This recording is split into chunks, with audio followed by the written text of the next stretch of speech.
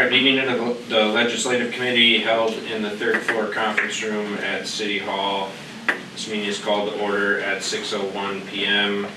We'll go around and do introductions. I'll start. Jay Catnaugh, Chairperson, Alderperson, District 5. Sioux City City Attorney. Madeline Helpless, District 8. Jeff Benscover, District 4. Dean Veneman, District 2, sitting in for Ryan Austin. Patrick Delaney, District 7. Matt Sacker, Mayor. Dennis, you're on. Aye. Oh, I'm sorry. Yes. It's You're good. Kevin Fangman. Public. Got everybody? Okay, all committee members are present. Mr. Veneman is sitting in for Mr. Austin.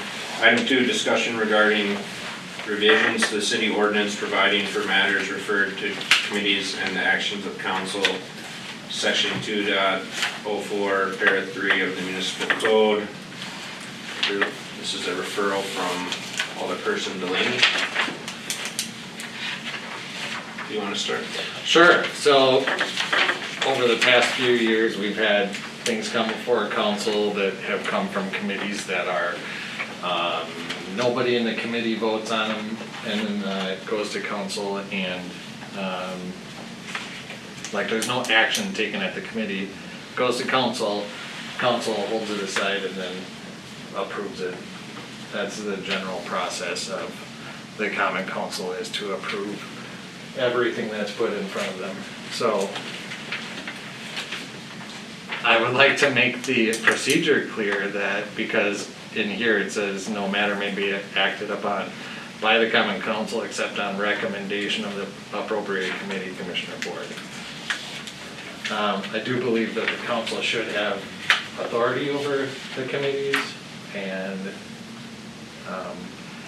as such should be able to work, but in the language here, it's not clear that they actually have the authority, because something that's not even acted upon in committee, in my opinion, is no recommendation to the council. So I'm going to speak to my interpretation on that, and then Sue, you can give the actual definition, but mine's always been that it can be a negative recommendation. It cannot make it out of committee and have an unfavorable recommendation to council, but it's technically still a recommendation, so the council can still act on it.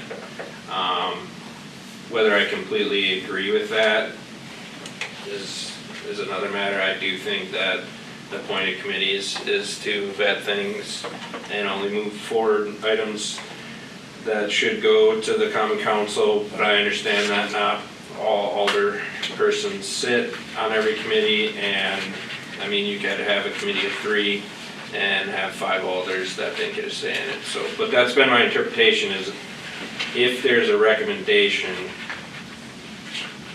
even if it's unfavorable, the council can take action on it. But one thing that has come up in the past is there's been items that have had no vote. The motion died on the floor, and then they've been pulled out at council and been taken up. So all that together, Attorney Schill, if you could interpret, because for Patrick, and then my question specifically, when there's not a recommendation at all. Well, regarding what you just said, so that's something I've always noticed since I've been an alder, is if something doesn't leave the committee. So often I've made a motion to approve something, even though I knew I'd probably vote against it in council, just to get it before the council. And if it dies for lack of a second, that's a problem. That's the only issue, because I have definitely voted to move something forward that I knew that I wouldn't necessarily vote for in council, or possibly would after I heard the entire council's take on it and after we heard more. But I think getting it in front of council, I don't know if you can get, and again, Sue's going to elaborate on that, but if something begins 1 to 2, it doesn't make it, right? Well, I guess, if something is 1 to 2, then the recommendation is not to approve the matter. But the council still would take that, it's still on the agenda from the committee meeting of, motion, Okay, so if Approve you the held, if zoning. you held out something that wasn't approved, then somebody could haul it out from council. Right. Discuss it again. Yeah, and that's what Okay. happens, I think. I don't think there's any, is there any dispute over that happening, that if it's, or you're saying that, I guess, maybe the better question is, how do you want it? How do you want it to be, or how do you think, it's just semantics here of changing to make it consistent with how it's been? Or you want to change the interpretation of it, or you want to change just the whole, what? I never said I disagreed with it, but what I'm saying is when it goes to committee and there's no votes, and then it's pulled out by council, and there's lots of whatever. But then also the recommendation part of it, I don't think it's really a recommendation personally, that if it doesn't go through committee, it gets voted down, that would be a recommended thing that the council would be taking up. So I think that part should be changed. But then the other part is committee at 3 really isn't a very good way of doing business. So you're saying, I think the point of this is that everything should go to a committee first. So no matter shall be acted upon in the common council except upon after going to a committee. And are you saying that whether it's approved, not approved, no vote, the council They still, should, right? well, that they do now, Mm-hmm. and it should be clear in here that is the intent, if that's the way that we want to go. Yeah, I was gonna say, I think what you said there was perfect, because I've seen it all where we do Yeah. things that were approved, not approved, things that had no vote. I think that would make it very easy Right. to understand. How they get to those committees and then the council is still a little unclear, but I don't know if that's something that's legally required to be in our ordinance, or if that's something that we could create as a legislative committee. Right, yeah. And then we could free up some administrative time, and that we would draft that process document.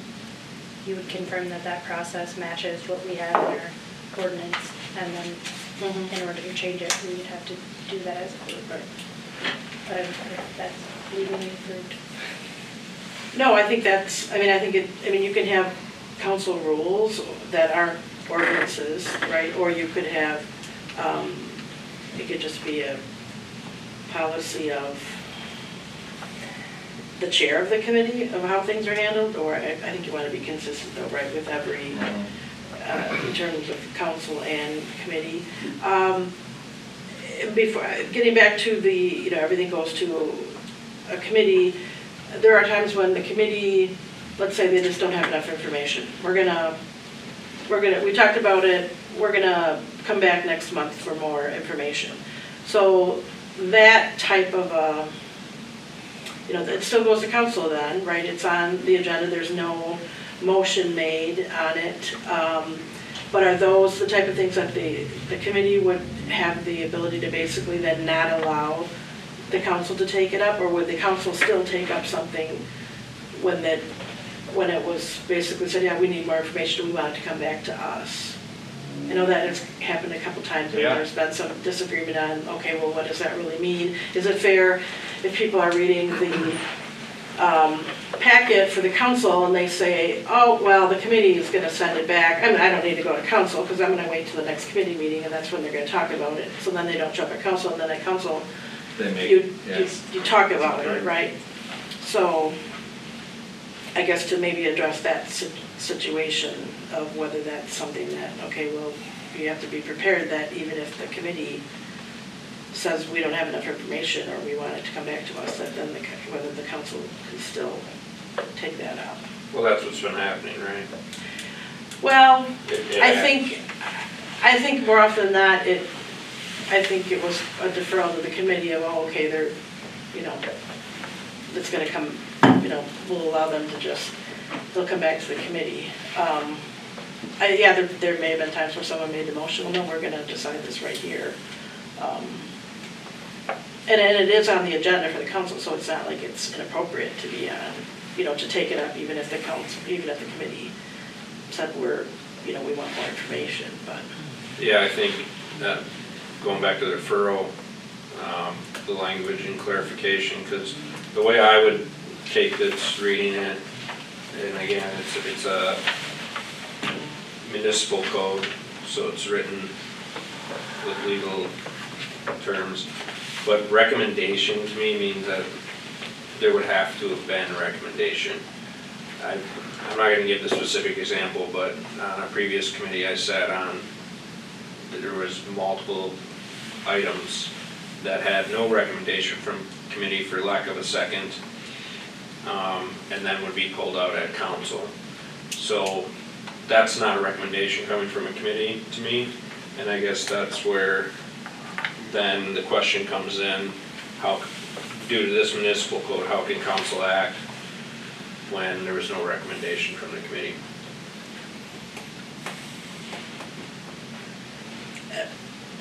Right, I can see that argument of that there was no, Well, recommendation. so how do you So interpret then- that? So if we get to a common council meeting and Public Works, something there died for a lack of a second,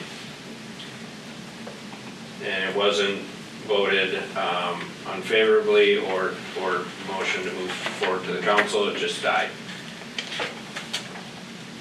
The way I would interpret this, how it's written, I can't pull that out at council, which would be fine. But I think before we get to that, at a future council meeting, it just needs to be clarified on exactly how we act on those. So that, you know, when someone tries to do that, someone's like, well, according to municipal code 2.04-3, can't do that. I agree that that needs to be cleared, and that it probably has not been consistent of whether on occasion, the council has just taken something up, and on occasion they've not. And I think, I mean, really, what you could do is go back to really the whole motion thing, that the committees maybe shouldn't be discussing things unless there's a motion and a second, it's on the table, and then there'll be a vote. And it might up or down or whatever. I mean, that's kind of how we do council meetings, and really, under Robert's rules, it should be that someone makes a motion and a second, and then you talk about it, right? So you're always gonna have a motion, and whether it's up or down, there will be, you know, a referral to council. But I guess the motion could be tabled to bring it back, so maybe that's not So That's is not it, solving everything, but I guess I think I'm looking more, at how would you, you know, these are all great points. I think there's some ambiguity and inconsistency, so we could write this like how you would like it to be, right? Because we've clearly broken that, we've clearly violated that rule quite a few times since I've been here. yeah, so do we want to talk about which way we want it to go? Do we want to be able to pull it out, or do we want to not be able to pull it out? And then we'd have to vote on that at council, right, in order to change it? Right, that we would change the ordinance and be more specific on. So I guess right now, do people want it to where you can, I mean, we're looking at clarifying this. We either can pull it out or we can't pull it out. That's the question, right? We just want that clarified. Correct. So. And even you if it's, wanna- even if it goes 1 to 2, then you could still pull it out, you're saying? Right. I mean, You it just can- has, pardon? Yeah. Even if it's, because one person wanted it to go. So, yeah, I mean, You still need a second. you would, Do we have, it would are be a we, second. it sounds like what we're talking about is modifying the rules so that you're changing the rule to clarify so that we're actually following the ordinance that's written. And I think what Attorney Schill was trying to say is, how do we want the ordinance to read in accurately describing what we're doing? Right. And we're already doing this where we pull them out. I think that that's the safest way to go. We wouldn't be violating our own rules time and time again. If it was written in a way that it had to go to a committee before it went to council. Done. And then the committee vote, no matter how they vote or if they vote, that matter is going to be could be taken up by council. That's one line. Right. Yeah, go ahead. Well, then the other thing is why do we have committees if we're going to just overrule everything a committee does at council? Because council, if you get something before council and there's a motion made on it, 99% of the time, it's gonna be passed through. I don't know why the yes button is so much easier to press than the no button, but it always gets passed. And there should be, I mean, then, like Jake had pointed out, why do we have committees if they're not gonna, why not just have council meetings? You floated that idea about a year or so ago. Yeah, we did. I think committees are valuable. There's so much more hands-on work that happens at committee meetings, and discussion is different than it is at common council, and there would be many more common council meetings, and they would be quite a bit longer, so I think the committee process is effective in that. I think whatever the legal interpretation is, my opinion would be on it, is if there is not a recommendation, even if that is 2-1 in the negative, which would be a negative recommendation to the council that they should not approve this. But it's technically a recommendation. My issue is when there's no second on a committee, there's no recommendation, and then the council can still pull it out because it was an agenda item. So it really, this would be fine depending on how it's interpreted. May not need any changes because the way it's written, upon the recommendation of the appropriate committees, commissions, or boards.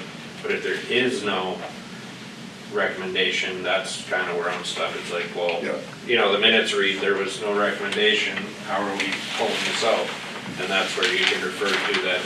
I don't think it should be based on municipal code 2.04 para 3 because there was no recommendation. On the last two comments, why are there committees and your discussion there? I've been on both sides of the fence of whether there should be committees or not, and just have 2 council meetings a month. However, just as tonight as an example, we spent the entire hour on the legalese of the Edwards, what was the name of the place? Briarwood. Briarwood, yeah. And I'm just saying, it could be, if we did demand, you can, with 3 people, it's a little easier to go through an item like that. Where if that was at council, it would be, we're talking 5-hour meetings, no question about it. And so I don't know, it's a tough one. I get what you're saying, it's hard to make that kind of call on 3 meetings. So my feeling on this would be, yeah, I don't think that it should happen. If it doesn't get a recommendation, it doesn't go. Doesn't go to council. But a negative recommendation. Either is recommend, Yeah. either, if it's not voted on. But no recommendation is still no action is still a recommendation. Well, my concern is, let's say you have a committee meeting and there are only 2 there. And so one person is driving that this item could never get on because they don't do a second. Right? And so this issue is going to die because of one council member at the committee meeting not seconding a motion. And it's never going to go to the council then, right? Because you're saying if there's no motion, then the council's not going to take it up. Well, the item dies at committee. But because of one person.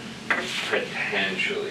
How many committee meetings do we have that Or two next- people, or I mean, I'm just. Well, two people. Yeah, I'm just thinking that, I think they, I mean, But then, here, can I yeah, counter oh, yeah, I'm that? sorry. I think that's why we have committee of the whole meeting. Like, if something was really stuck at committee, ever, if it was really stuck there, you could have a committee of the whole meeting.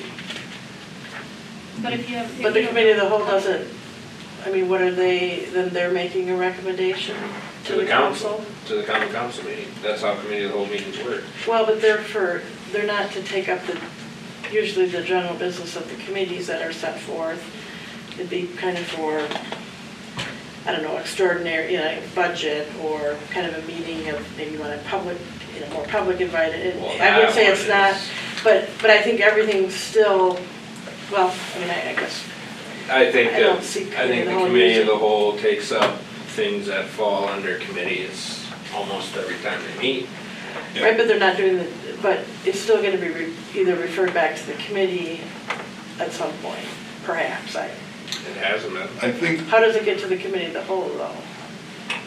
The president, whoever's president. Well, but it has to, if it's one of the things under the four committees, it has to, it has to go through there first at some point. I don't, the committee of the whole doesn't have original jurisdiction on, So how are we on calling items. budget meetings? well, didn't that start at finance? I mean, that's gonna eventually go to finance is your budget, is it going back to finance or not? It hasn't been going through finance.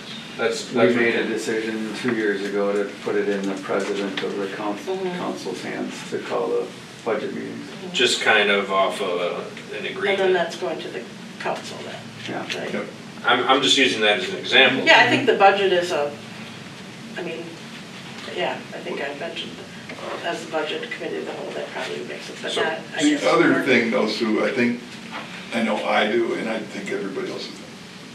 Yeah, if someone is called at work at 5 o'clock and like Ryan couldn't come today because he couldn't get out of work, that's gonna happen occasionally, but for the most part, if I know I can't be at a meeting, I'm gonna call somebody to sub for them. And then, and, I mean, I think for the most part, it's pretty rare that we end up with two people at a meeting. I mean, I know that most times if you know you can't be there that day or something comes up, I would call, another council member, ask if they could sub for me. Yeah. And I think people are pretty good about that. Right, so then there will be 3 people, That's the, and so you're saying that then 2 people can determine, like, kill something at committee level where it would never go to council? If Mhm. 2 people, yeah, you were saying one person could do that. well, Yeah. right, if there are just For 2 lack of people a there, second. if somebody doesn't abstain, or if there's no one that showed up or whatever, right? Yeah, but if there's 3, then, I mean, like I said, I put motions before that I didn't necessarily agree with or seconded, because I thought it was the right for the other 5 people to take a look at it. So I will put a motion to get it to the council if I think it's warranted to get in the council. So as the parliamentarian, what is your interpretation of the recommendation from the appropriate committee? Because that's really what it I think hinges it's on. Just being on the consistently agenda? been applied as that it had to have gone to a committee first, and it could be a favorable or unfavorable recommendation. What about, Otherwise, we never. what could about have it. dying? How about lack of a second? Well, then that's basically if someone had wanted, maybe let's say it's a liquor license or something, or then one person, okay, so there was a motion, one person wanted it, there was no second, so they're probably not seconding it because they are not in favor of it, so that's an unfavorable, I mean, it's still, all these matters have to be decided by the council. Like a liquor license, it's for the council to decide, it's not for the finance committee to decide. Okay, well, I mean, I agree that it's not clear, I agree that it's probably been inconsistently, so that's why I'm kind of more towards, well, how do we want it to be, and let's clean up. well, I this think, language. But, as Maybe you, we don't agree. parliamentarian interpreting that definition of recommendation, I understand it now, and then I'll throw it back to I mean, the person who referred it. then you're talking planning commission too. You don't want to have a say in those conditional use permits, Right, right. those zoning decisions. I mean, they pass something, or they don't pass something, then you But it's a don't have a negative say. recommendation, Well, or it could dialect. well, right, or whatever. I mean, I guess, yeah, that's true. So then the council has the right to pull out any agenda item or any line item on the agenda regardless of a negative or positive Oh, absolutely. recommendation. All the council meeting is you have all of your agenda items from the council. It's basically a consent agenda. You're all assuming that, okay, we're gonna just approve everything that the committees did, and to the extent that we don't, we're gonna pull those out. Otherwise, you're giving motions on all of everything that's not. So, yeah, you have the ability that if it's on the agenda, just pull it out and do whatever you want with it. So I was Oh, saying, only, is that well, how- action items, Does that? Yeah. if it was an action Things item. that don't have a motion at all? Well, I mean, I guess that gets to this, of what does that mean if there's no, I mean, I guess no motion at all. I mean, I guess I don't think that the committee should have the ability to decide what the council, if something. Right. Should not be able to kill something on their own. How Well, about if that's this? the case, then, How about this? then it does make it, why other committees? Exactly. How about I mean, this?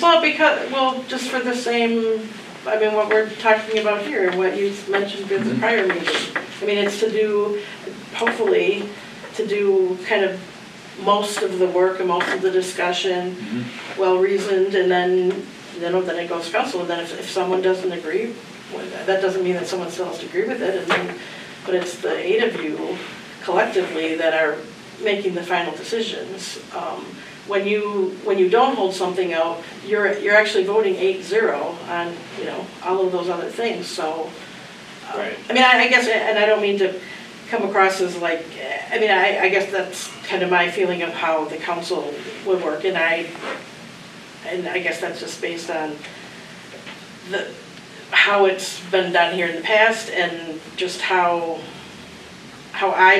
what my interpretation of the council action is. Understood.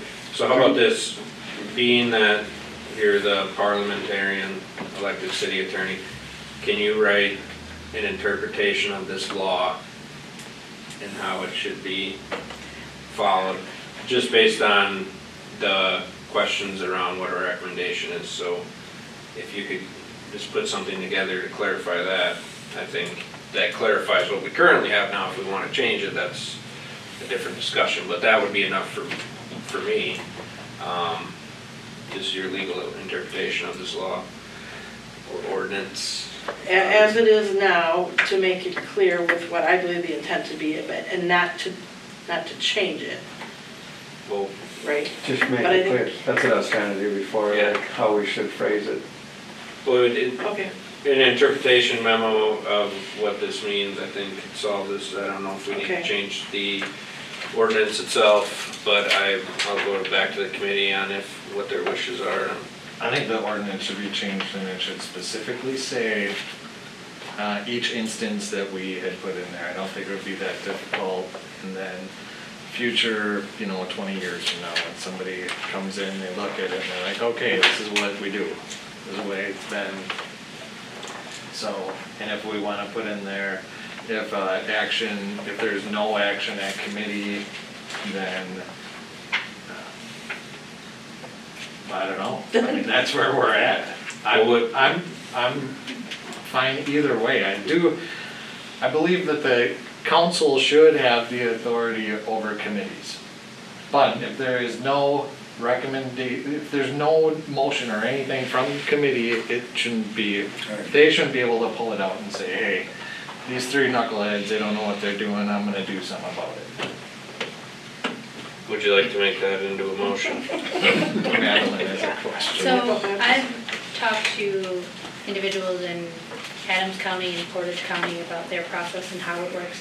And they have struggles they struggle because their committees, if there's no recommendation or negative recommendation, it doesn't go to their That's, donor. Which is, yeah. which is a problem for them, because they have things that they want to send up and they don't actually go at any time, which makes me, I like the idea of having it be any agenda item. And that's what our policy, which is our ordinance, should say, is that the council can pull out any agenda item that was discussed by a committee. Then we Whether have it's, a yeah. separate process to define what those items are. Otherwise, we'll be having to revise this ordinance every time we want to change our minds, and that sounds like an administrative burden. Well, that's how it's written at this time, based on the interpretation by the city attorney. Other levels of government, if it certainly inconveniences the federal government all the time, if it doesn't make it out of committee, it doesn't move forward, I believe, state as well, so. So does, Point, Wausau, do they all have committees? Do they all have the same structure? Yeah. Are they smaller committees like ours, or, do you know, or? Yeah, even some of the smaller municipalities or villages, and they'll have committees. No, but I mean, like, does Point only have like 3 people on a committee or something like that? They have 12 alders, I think, so you can't have a majority of the council, Yeah. so we've got 3, Yeah, yeah. gotcha. How does the county work? The county's got various committees, 5 people on the committee. There's really never been a problem. They move stuff forward and it goes to the county board, and most of the stuff gets passed by a pretty good margin, close to being unanimous. There's been very little dispute since I've been there. So it must be a Seems to be a simple pretty clean system. It's in the But letter. if there was no recommendation from the committee, how would it work? I really honestly don't know, because everything that gets brought up is brought in front of the county board. It gets recommended to them.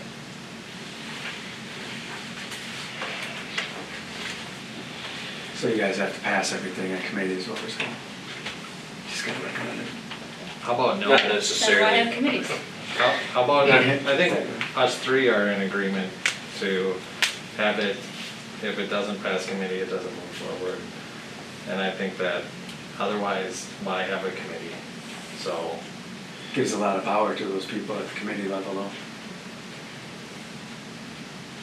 I think just say, I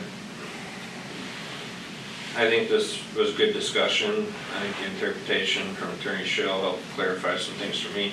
I don't necessarily have a problem with how things stand now, understanding that recommendation essentially could mean a positive recommendation, a negative recommendation, or no action. Essentially, if it was on an agenda, it is council business, which was my understanding, but reading this municipal code kind of brought that into question. So I would entertain a motion from the committee if there is intent to change it. you wanna recognize Mr. Franklin? Sure, go ahead. Speaking as the old retired guy who's now on 2 commissions and 1 board, I would pose a rhetorical question and say, what is the purpose of these committees, et cetera? Is to handle the day-to-day minutia, that if you tried to take it to the council, all those items, every month your meeting would be hours and hours long. Yeah. You can't do it. You don't have the time for it. So the point of them is to go through that minutia and figure out what they think is best, okay? At that point, then you receive a report. It's the minutes from those meetings, and it says this is what was talked about, and this is what was either decided, not decided, okay, decided positively, negatively, or not decided. In my view, okay, after that, the council then sees all these minutes, and then they should say, I don't understand this, or I don't necessarily agree this. Now, you don't have all the detail information, right? Then it should be up, those council members, if necessary, committee members, if necessary, should then come to a council meeting and explain their decision. the detail needs to be there, because my concern, I agree, the common council is the governing body of this city, okay? They're the elected officials, they're the ones to make the decisions. But if they don't have all the information, how can they decide? So, in my summary, that I feel the commissions and boards are good because they deal with the detail that you don't have time to deal with, okay? But going after that point, whether they decide something and they say, I don't know, and nothing happens, then the council should be able to say, we want to know more about this. And get that information from them, either in writing before the meeting or have those people come in so it can be discussed. And then if the council is very much opposed to what was done, that's when you need to take action, not trying to do it at the bottom end. You'll never have the time, you'll never get through it. Good point. Yeah, great discussion. So at this point, thoroughly discussed. Committee, what are your wishes? I would like to make a motion to have staff prepare changes to clarify 2.04 Parent 3 in the municipal code, common council procedures, as what we had discussed here tonight. What? Are you gonna include the clarification? The clarifications would be, I would take out recommendation completely or define what a recommendation is, either positive, negative, or no action, or how items should be handled as far as if it is on the agenda, council may take action on it. Okay, so let's clean, before we get a second or anything on that. You wanna clean that up a bit?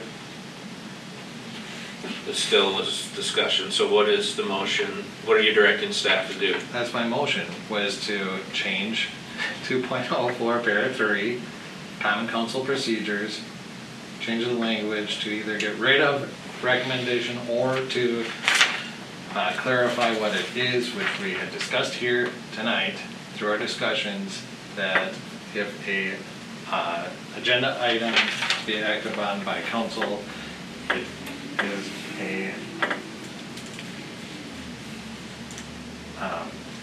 I don't know, I lost my train of thought, I'm sorry.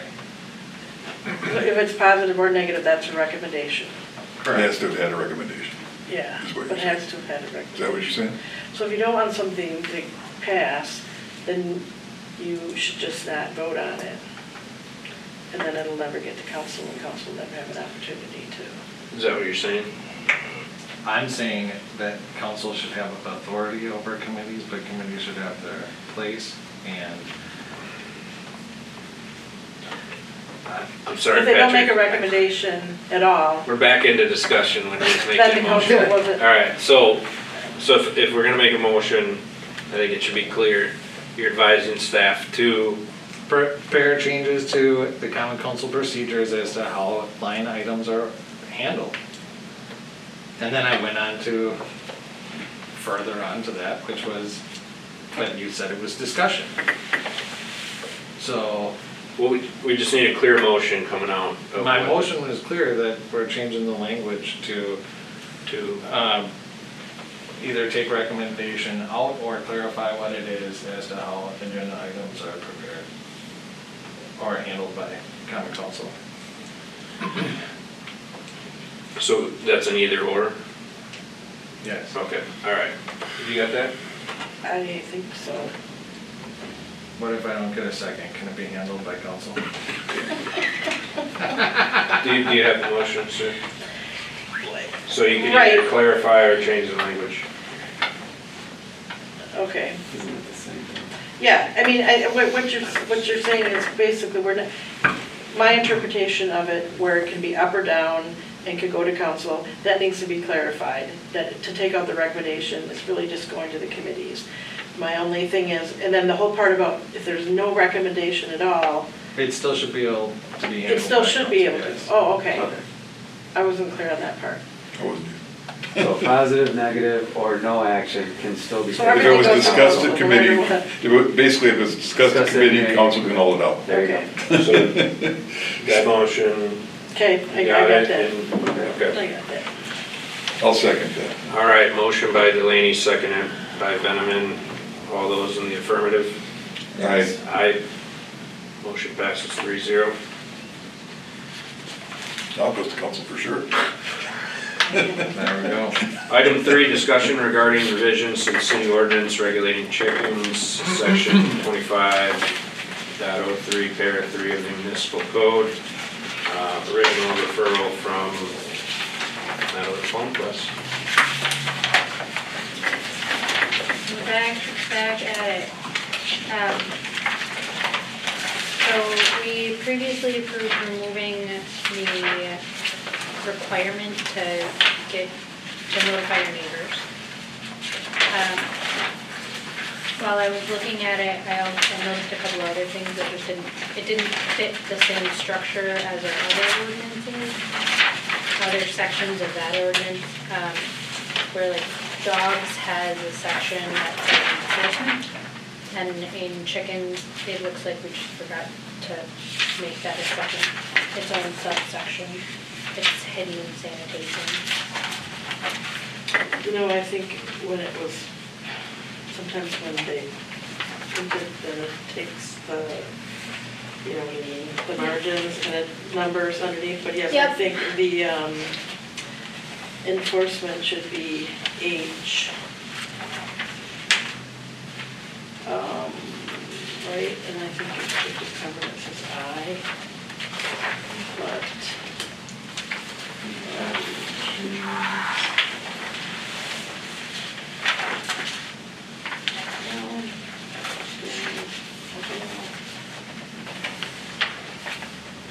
Yeah. Maybe that should be something, yeah. Got it. Then, I think that's the clear change to make, or it should, it just got Yep. funky. The other one was the residential properties, or we have currently in the ordinance that chickens may be raised within R1 residential, 1 family, and R2 residential, 1 and 2 family homes, single family dwellings. Is there a particular reason why we went with that instead of just saying all residential properties other than mobile home parks? Or those that are restricted by covenant? Did Kyle talk to you about this at all? He asked me about the form.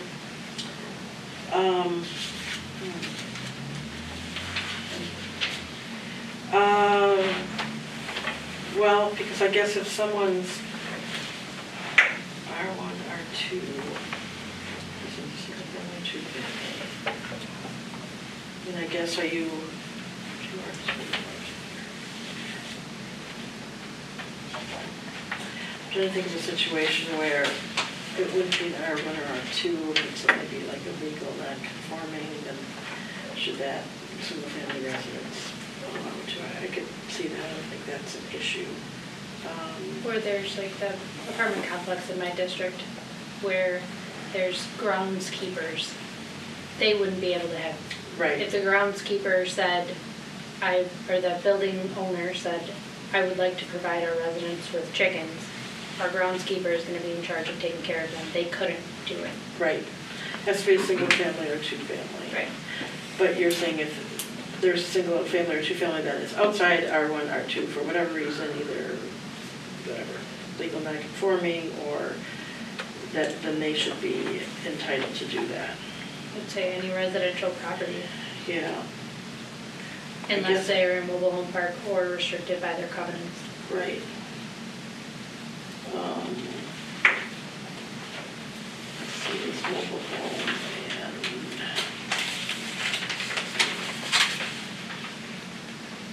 vacant lots, not zoned as 3B1, condos. Yeah, I'd have to talk to Kyle about that in terms of if there was any issues with that, but I don't think there would be.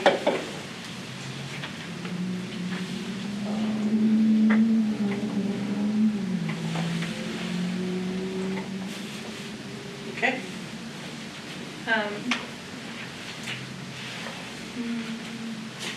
Then we have some permitting requirements, initial permitting and renewal permitting. Yep. And it was hard for me to see what was required initially and what was required for the renewal. I don't know if separating those would be, Yeah, I'm sure that does he have a form for the renewals? I think it's the same form.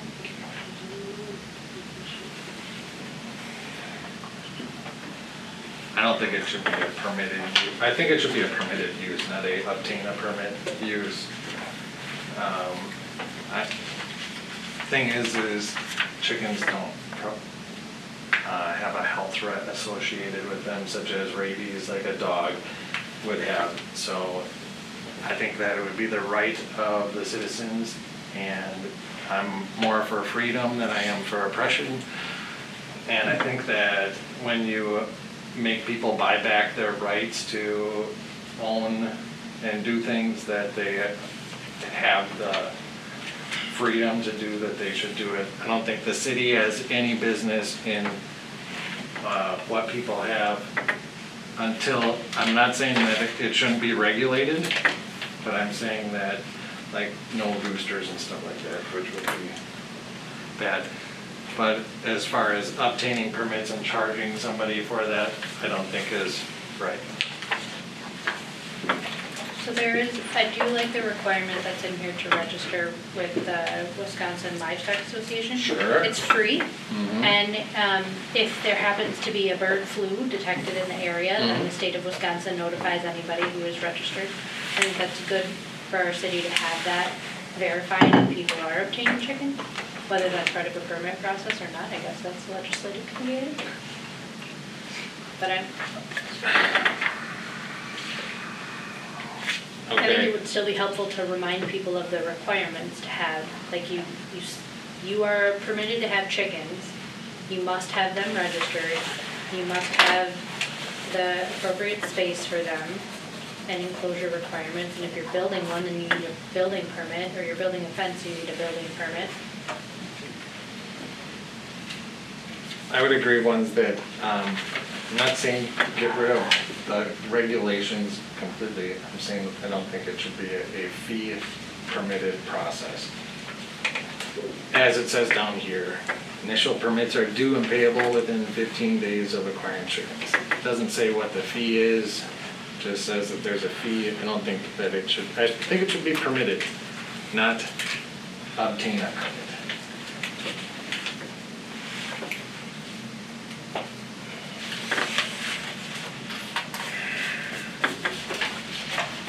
Okay, we'll add that to the discussion. I agree with that. Yeah. Maddie, do you have any other changes you'd like to discuss at common council?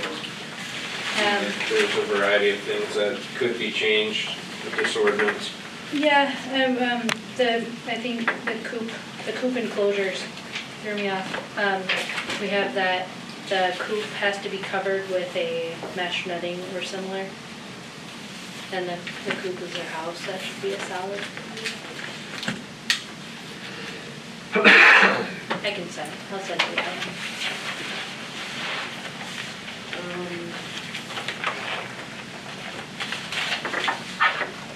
Well, I think maybe just to get in the, roughly, I guess.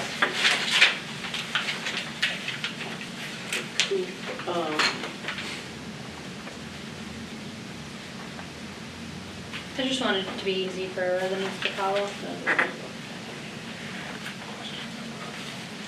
You had brought up the inspection before, number 4, but I couldn't hear, I don't have my hearing aid turned up, so I couldn't hear what you guys were talking about down there. I think that number 4 is I don't think that's really illegal. I mean, entering someone's property to Correct. ascertain their chickens are kept in compliance with the ordinance. Correct. Number 4, It's right at the end. oh, Oh, number 4, yeah.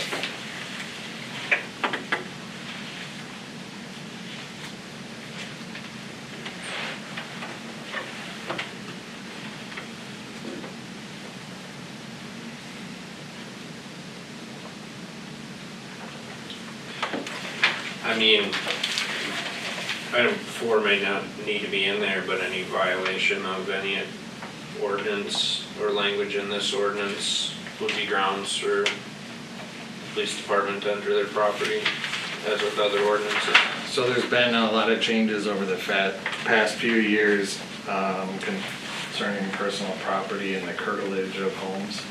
And I think we should go by those rules. A lot of the states, it was Supreme Court ruling by the US Supreme Court. There was a few of them back in 2017. And the state has repealed a lot of their entering properties laws. And I don't think we should make a new one that says that we can enter people's properties based on whatever.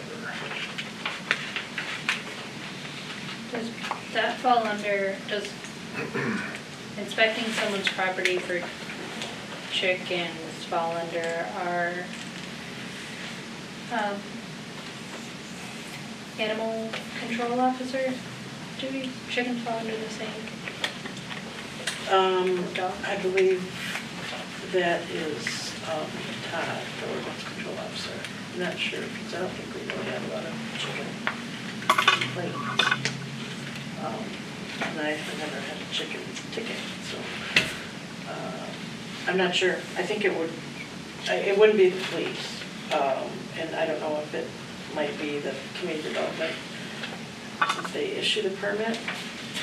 Might be a building inspection thing, or else it would be Todd's. I'm not sure. I don't think we've had complaints. Todd is the ordinance Yes. officer, and this is an ordinance. He's the enforcement of. Right, but he doesn't enforce all ordinances. We mostly, it's property. Yeah, I don't know if that's true.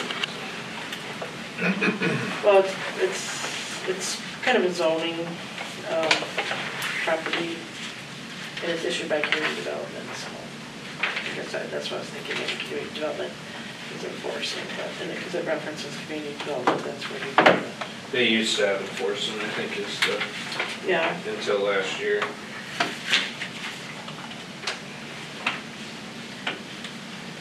Bless you. Bless you.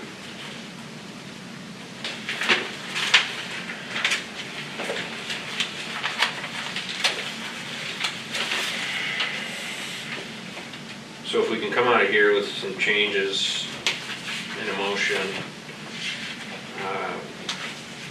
we would be able to have a prepared ordinance to pass at the common council. So I'll just put that back out there during discussion as we talk about these things. If we can come out with changes in a motion, the ordinance would be prepared, and we could potentially pass it at the common council meeting. If we can't put this all together into a direction of change, then it would have to come back.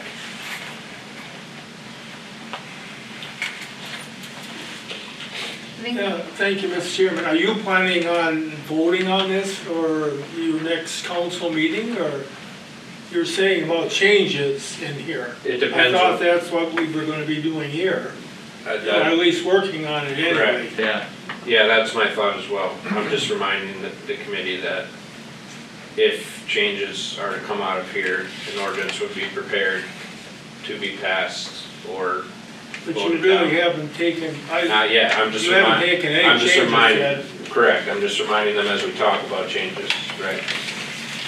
Okay, as long as you got the floor, but I guess I have one question here. Have any of you ever had any complaints from neighbors with chickens going into someone else's yard?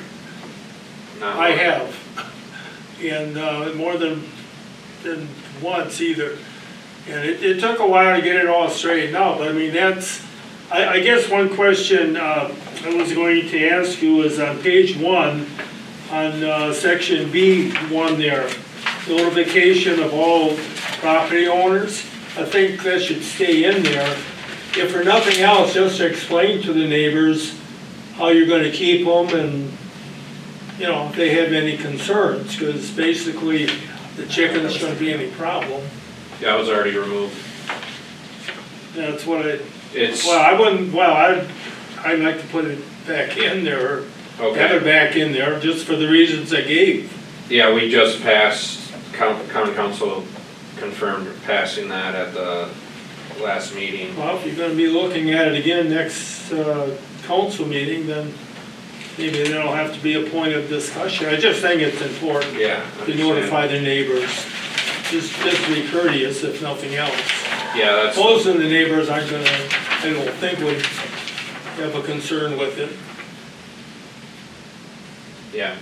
Okay, Last then- legislative meeting, it was, Then the other question I didn't have on page 3, if we go down there, Hampton 4, it's a, not to slaughter any chickens, but anybody that goes hunting, where do you know, ducks or pheasant, where do you slaughter them? Do you take them home and do it, or you do it out, I know you wouldn't do it out in the field, but, I mean, if you got chickens, what do you either you're raising them to eat, or That's they're true. gonna become a pet, I guess. You're right. yeah. I mean, maybe that should be looked at too, Mr. Chairman.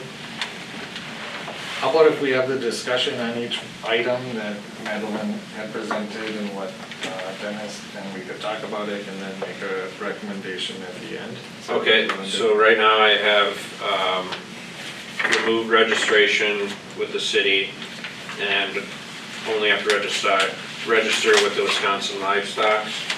So, I'm- okay. And I'm just going over. Anything that what's- anyone said, we're. Yeah, he okay, wants to right. take them up I individually. would- Okay. So, that's the first one. Remove the fee was mentioned. Sorry, can we go by the sections of the ordinance? Just to make it, because we're like. the fees and- I'm writing down what you guys brought up, but if anybody else wants to provide this information, go ahead. Go ahead, start, Madeline. Yeah, down the list, fact check to make sure that we're not missing anything. So we have the keeping of chickens, removing residential, or removing R1 and R2 and just making it residential. Yep. And then our next section on there is. Could you read, can remove an R1 and R2 and just make it all? Is that what you're saying? Yep. Okay. Any single or two-family Yeah. home. So can we have a discussion on that line item and decide yes or no on that? I'm for that. I'm for that as well. Keep going. Okay. Chicken, the next section, which is where they're allowed to be kept or maintained, there are no changes there. One question I have is, should we move the covenants up to that section where they're not allowed to be maintained in an area that's restricted by covenants, which is currently in like the end? That would make sense, yes. Sure.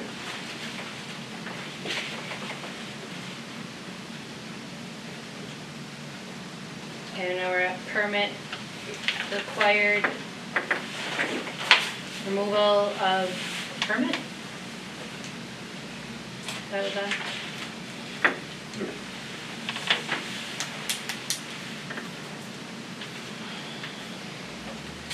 That would also remove the permit shall commence January 1st to January 31st and not transfer to any of the property owners. And remove the annual fee for owning chickens. And if they're payable.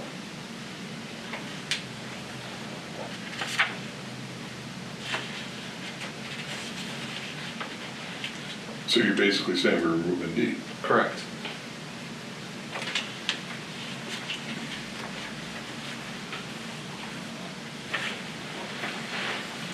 Okay.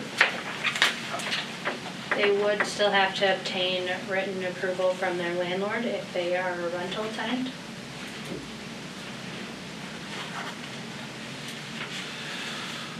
Should that go under keeping of chickens? Can that go under keeping of chickens? Where is that right now? Is that under permit?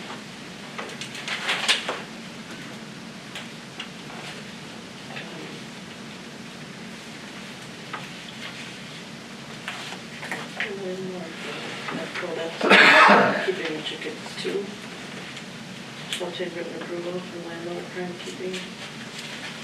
So isn't that right there already? Perfect. Good. And they would have to show the plan specification, well, if they need to build a coop, they would have to get a building permit. Or a boundary fence, they would have to get a building permit.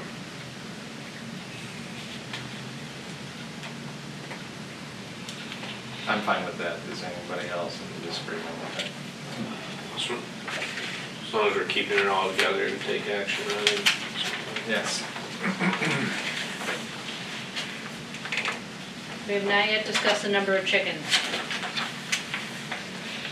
You brought up 4 for under 1 acre and 8 for over an acre. I think an acre is an awful lot to have. I think most city lots are a tenth of an acre.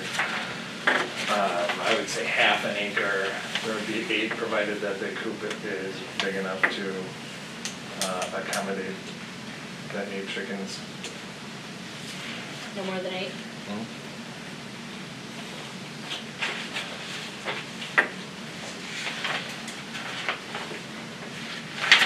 No more than 8 in, Under a half acre. Oh, so under, if you have a tenth of an acre, you can have 8 chickens. over a half an acre would be 8. Under a half acre would be 4. Okay. That seems reasonable to me, provided that the coop is big enough for all the chickens and they're able to live a happy life. They can be I maintained. thought you said you couldn't have roosters. They can be maintained. Oh, yeah. How are they gonna be happy?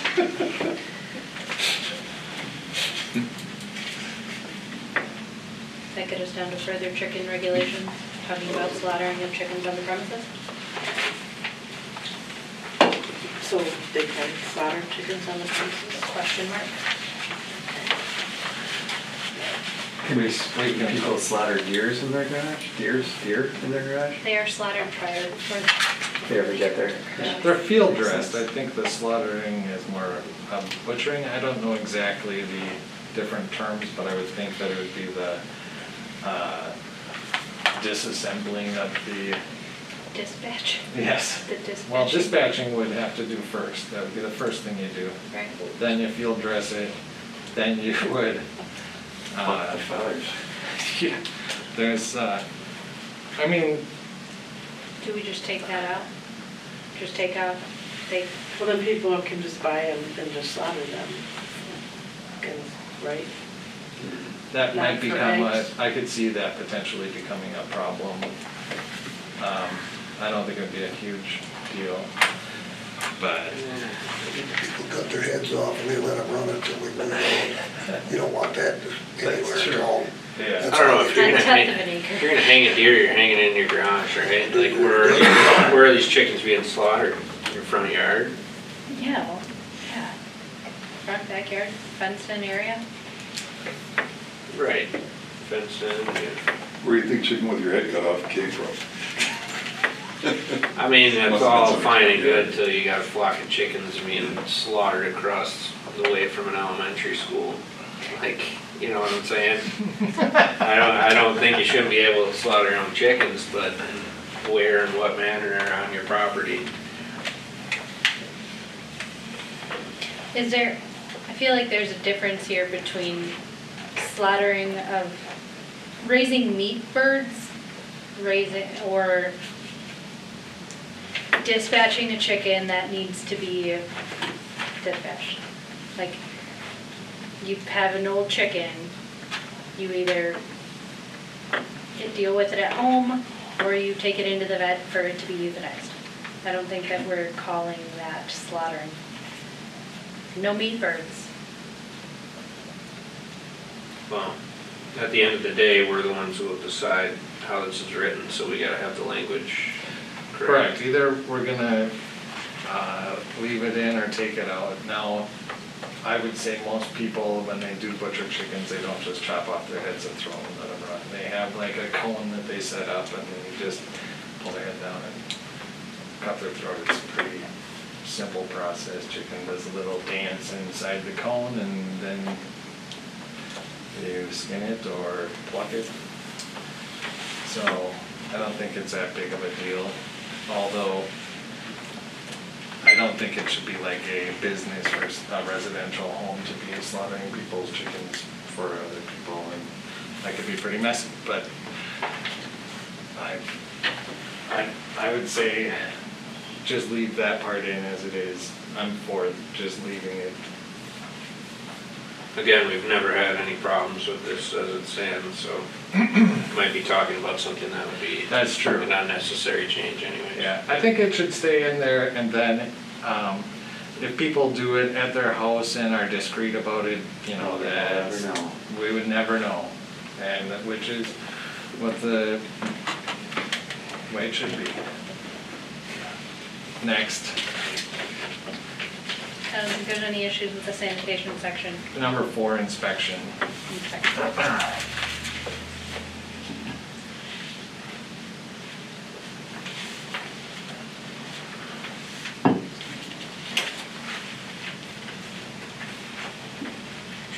That was to remove the police department and planning and economic planning and development department may issue orders and enter property.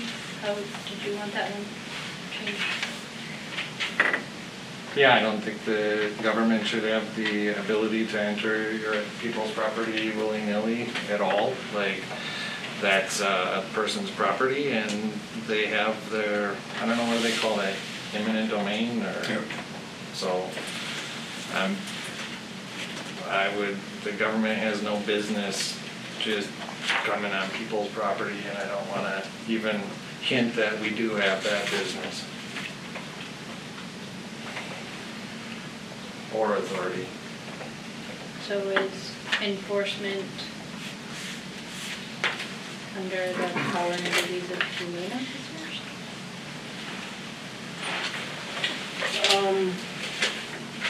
No, it's either ordinance or planning and a building inspector, and I'm not sure. So we're gonna write an ordinance, but have no enforcement on it, is that? I'm not What's the saying point? that there's no enforcement on it, it's regulated. So they I'm saying they that just can't enter the property unknowingly to the resident, or? Correct. Yeah, if the resident gives them, access, yes, then they can. That's the way Otherwise it they is should now. otherwise they should obtain a warrant. Is what- Yeah. Well, I'm just trying to get down to the actual, if it did need to be enforced, we can't strip enforcement from the ordinance when we have an ordinance officer who would need to enforce this hypothetically if someone were to not follow the ordinance. Otherwise, what does any of this matter if there's no enforcement? Well, I think you're leaving the last sentence, police department and planning may issue citations. I would be willing to say the city may, upon consent of the property owner or upon receipt of a special inspection warrant, may Okay, that's good. enter the property or whatever. Add those 2 things, is that? Take out that they, Right, that makes sense. So they're not just walking in their backyard, they're Yeah. obtaining permission or an inspection warrant.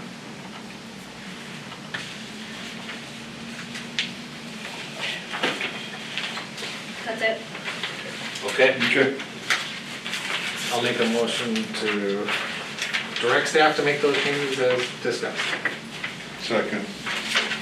Attorney Schill, do you have those changes, or would you like them in the motion?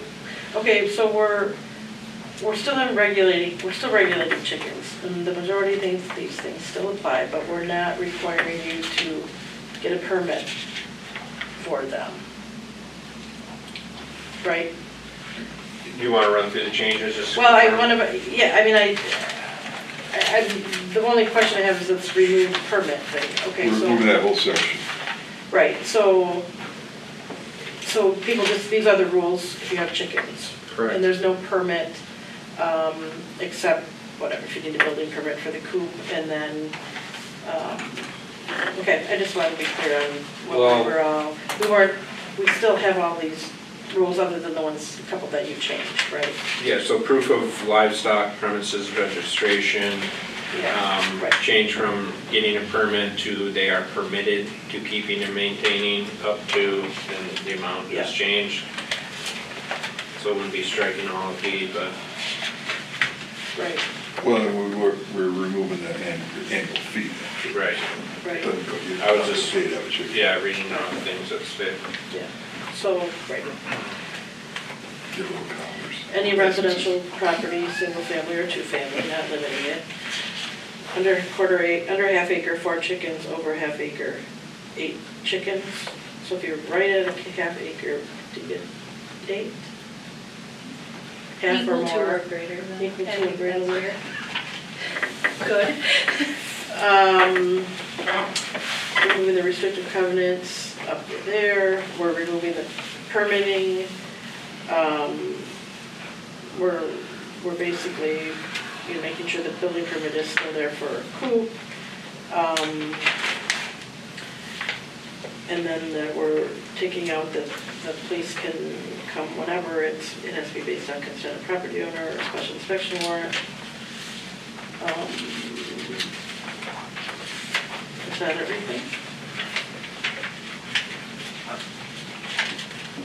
Did you say change to residential? Did you say that at the beginning? Yep, Okay. any single family or two family.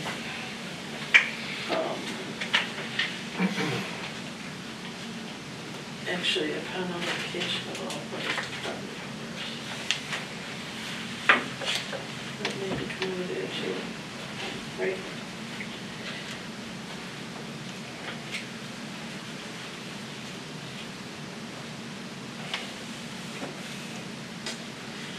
And we're still not slot, we're just kind of don't ask no time on that. That's a whole term.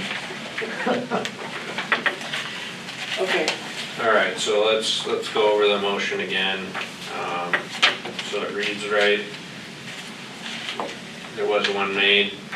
Just- You want to go read it again, Patrick? Okay, just to be clear on this, on B1, that was taken out last time. Correct, that was removed. yeah, actually, we removed Okay, D2, but I didn't realize that the notification was also in B1, so I'll take that out. sounds good. Also. So we'll put that in there. So the motion is to direct staff to change the ordinance as discussed. Do you want me to go through each one again? Does it need to? I don't think so, I think we've gone through them. I think we'll all look it over, and if we miss something, Yeah. then we can change it next time. Gonna need a second on that. Well, there was a motion already, so I was asking him to reread it. Dean already seconded it. So I think we should be in good, is that, Mhm. okay? Yeah, we directed them to make the changes. And then Okay, to take this directly to council though, like not coming back to you it's gonna go to council as an ordinance. You don't wanna Right. review it first. yeah, I think Right. under assumption it would be Okay. that you would have an ordinance prepared by the November council meeting. Okay. All right, motion by Delaney, seconded by Benjamin. All those who vote in the affirmative? Aye. Yes. Aye. Motion passes 3-0.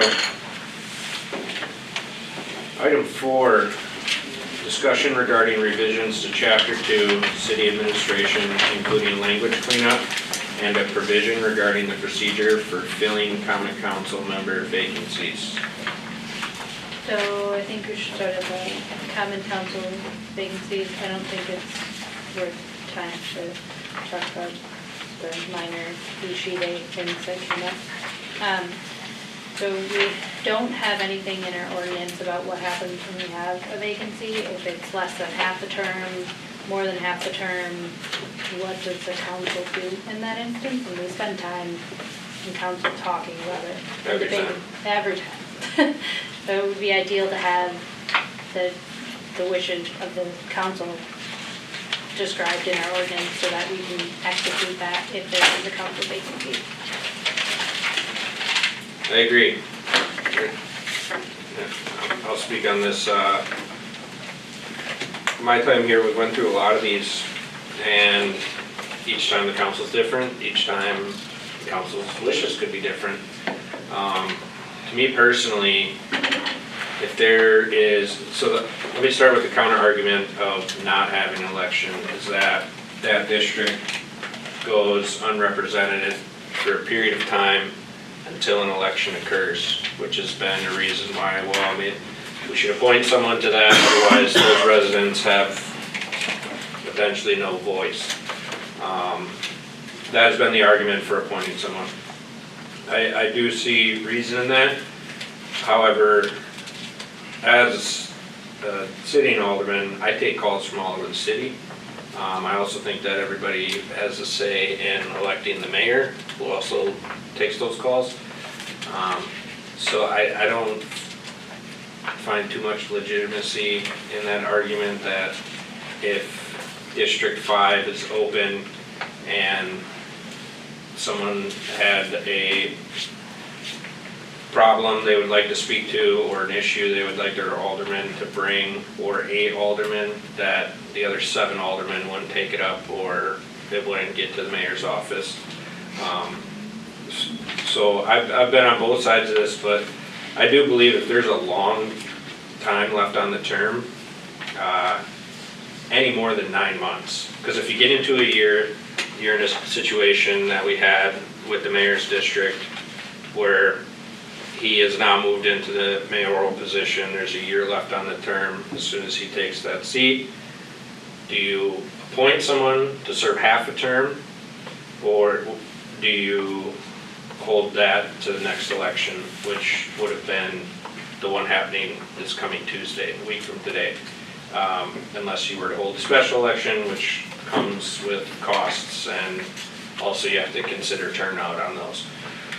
So where I've kind of come to it is, if there's, I think the council can handle its business and concerns would be heard through the elected officials sitting. If the next election, if the term is longer than 9 months, it should go to an election. Special election, next election, whatever that be. I'd be fine with leaving that up to the council, but hypothetically, it should be the next election, because I don't think there should be turnout, but I don't want to get caught up in that. But I do think we need to get elected people in these chairs. There's been a number of appointments over the years. I've opposed doing it this way sometimes. Recently, I was on the other side of it, and I think that just goes to show that this does need to be confirmed and decided on how this goes moving forward, because I think for residents, it can even get confusing if you don't pay close attention. If your alderman stepped down, who's now your alderman? You never even saw it in the ballot booth, and you never made that decision. A bunch of other people made it for you that, you know, in this regard, don't represent you or your district. So those are my thoughts on it. I think that we should move more to, if it's a term that has 9 months or more remaining, it's an election. And possibly leave the seat vacant until it can be an elected position. Special elections cost quite a bit of money, don't they? They do, and you know, when it's the only thing on the ballot and it's only one district of the city, you're doing a lot for maybe not a lot of turnout. So my thoughts on it are, there's not a lot of people that really are running. These aren't like 20 people are running for one position. A lot of these are uncontested. I think all of mine have been uncontested races. So maybe that's because we have really smart people in my district that know to stay away from becoming aldermen, or I don't know what the case is, but these aren't very contested races. So I would say that when there is a vacancy, no matter what the term is, it should be up to the council to decide who replaces that person, just because that one person not only represents that district, and each council member, you don't just represent your district, you represent every citizen in Wisconsin Rapids, as well as you, and you, and you. Like, we all are, and you. We all represent everybody in the whole city, so to fill a position that is vacant, I think is appropriate, no matter what the term is. Although, okay, I'll use myself as an example. When I was put on by council, then during the next, I think it was the spring election, I had to run in a special election and nobody ran against me. I got all the votes. And then the next year, same thing. And then I think I had to run 3 years in a row. That's it. It was weird, but anyway, I'm done with that now. And we will,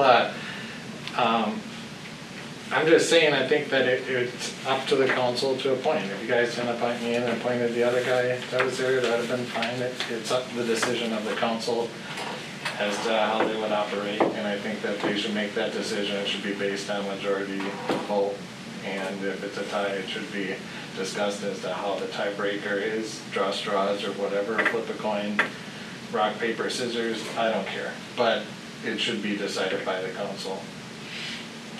If it was more contested, as I said before, great, have a special election. But that's a cost of at least $15,000 to run it.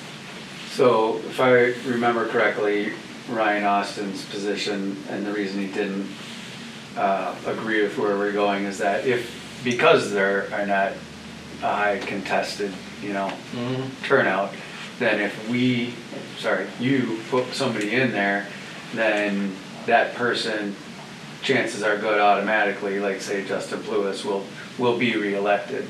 Like he's getting an upper hand or she's getting an upper hand because we've decided to, so really we've elected somebody to put them in there, and that's what his take was. So I'm just gonna throw something else out there. I was thinking about it. What if one of the 7 remaining volunteered to fill that role as a dual position, since we're all covering for all the city anyways, right? Do we get 2 votes? Yeah, No, that's, that wouldn't be. That wouldn't be appropriate. Yeah, no. I like that idea though. Well, they wouldn't be able to run for the other seat, but once the time was up, then they go by and the. He's saying just then fill the new committee election position, comes. I think is what. well, he's that's saying. leaving it vacant. Then it's leaving it Within a vacant, okay. district, you have to Yeah. leave Leaving it your vacant. district by Yeah, ordinance. right. So when I ran the first time, or when Lee Graff resigned and moved out of the district, I had talked to Zach, because I was interested in being an alder, but I had the night they were gonna do this committee thing, they had I had previous commitment, I was taking care of my grandson. And so they had that meeting, and Zach said, oh, no problem, just submit your resume. And it worked well. Everybody went and talked for like 10 minutes, said you don't have to be there. So obviously there wasn't a chance in heck I was gonna be. So it was, I'm not saying that that's wrong, I think everybody should be there. But he said, no problem, you don't need to be there, just submit the resume. And so I did, and obviously that was the year actually that then Bud, and then he had the interim seat, and then I ran against Bud, and You won. pardon? You won. Yeah, well, coin flip. Yep. Tied. But the point being is there wasn't I mean, even Zach said, oh yeah, just send a resume in, because that's all we do is review resume. No, I mean, we should say, if the council is going to do it, yes, everybody has to come and do it, and there should be an exact procedure of how because I had sent my resume to everybody before it and all that, everybody reviewed it. but there should be like some kind of procedure. Okay, council's going to elect this position on this particular day, and all these different things you should do, whether it's to come and speak or submit your application, ahead of time and give the council a chance to review it if we're gonna do that. I just think that, I don't think that everybody knew who everybody was. It was ahead of time very well. I think Bud is basically because he'd done it before, So what if we did leave it vacant and then we just announced to call any alderman or the mayor if you need assistance from district this? Instead of the council getting to do that. I would be for leaving it vacant if it was for a short time, like 6 months or 8 months or 9 months or something, just leave Under it a year, vacant. over a year. Because there is a point to be made that Mr. Austin had brought up about that you're like giving them a leg up in Right, the right. next election. Right. So, because then the public that does vote, they'll have a chance to see them and Right. at the council, so there is that to be said about it. Go ahead. Thank you. I'll say as a new person in your city, and our alderman resigned. I don't know how you find that out because I didn't know until I saw in the meeting notification that it was going to be done. I had no idea how the people were chosen as possibilities, other than somehow comes through the mayor's office, and I don't know how he gets that information. So I'd say from a public perspective, it's kind of like, oh, this is now happening, so I guess I'll go and see what's being decided. Maybe a way to do it would be to have notification and have something like an online petition or signatures that can be done at the clerk's office, not official vote for recommendations by city, citizens, that then go to the mayor's office to be brought forward to the council as a way to fill vacancies and temporary basis. I get your concern about that then giving them a leg up, but if the people in the district have somewhat of a say as without going through the cost of an election as who the possibilities might be, then that mitigates that issue.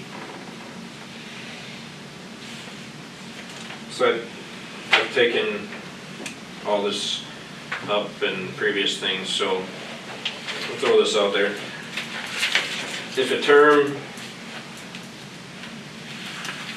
is longer than 9 months,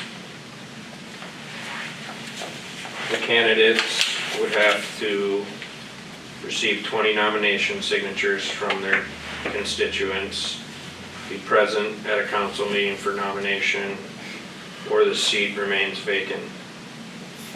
I think, I also liked the resume and the letter that came along with those. The letter gave us a little bit of context about why they wanted to do it, and the resume gave us a background that if we're in an election, we would have that in like the regular documents of the newspapers and whatnot that they do. So I think asking them to do 20 signatures, yes, absolutely. It gets them out, gets them talking, and then asking for a letter of intent and a resume. Yeah, just typical elections, you don't have to provide those things, so that's why I left those out. Like if you Okay. want to run for office, the thing you need is to, well, one, fill out the elections paperwork, and two, get 20 nomination signatures to qualify to be on the ballot as an alderman. You don't have to submit a resume or whatever. But That's why. but you're not submitting a resume to the public, you're sending a resume to the council, a group of 7 people, that's a different. Yeah. Or getting to know them. Yeah. I understand. I mean, that could be choice of the candidate, right? But I don't know if that goes into an ordinance or a policy. I mean, if the state's not requiring it for elections, I think if you're gonna get 20 signatures, you're gonna submit a resume and letter of intent and.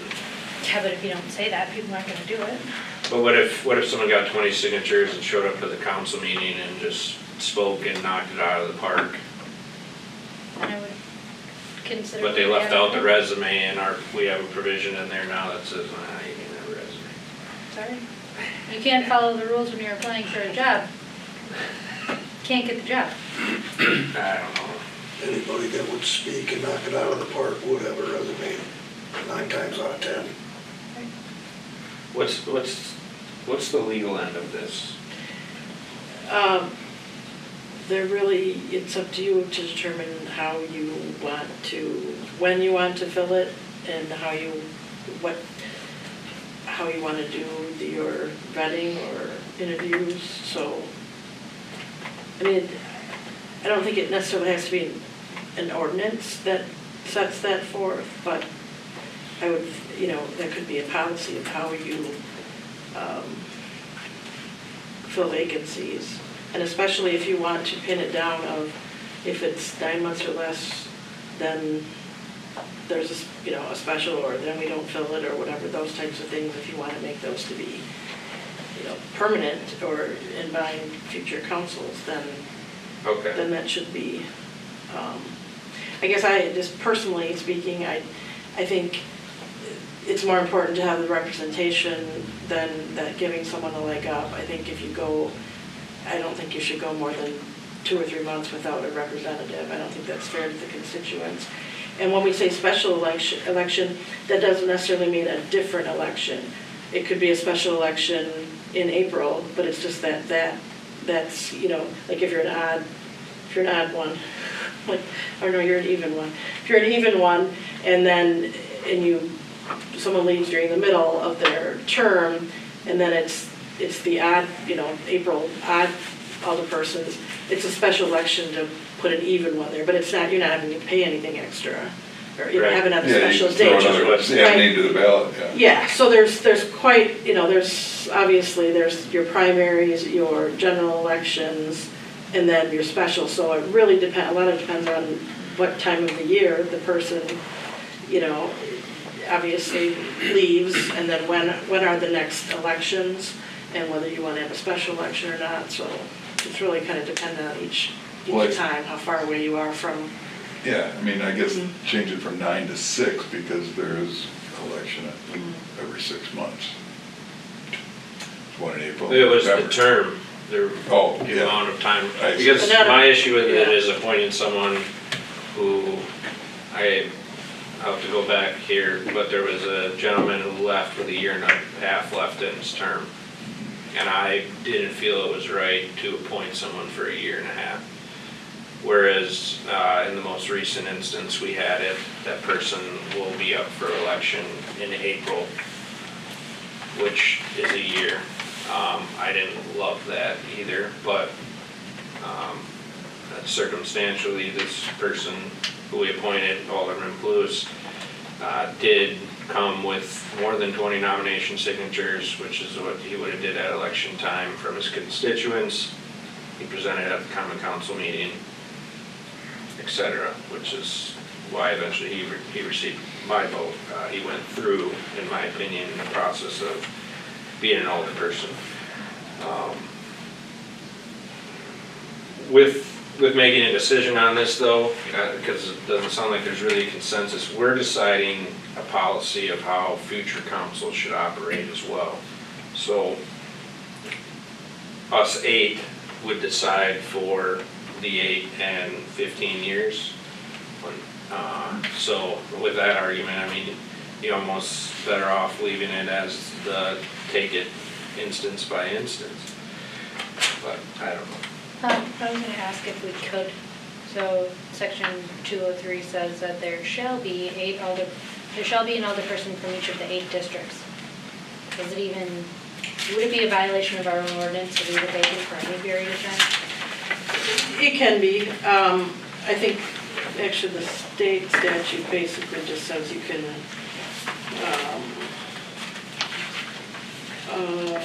let's see here.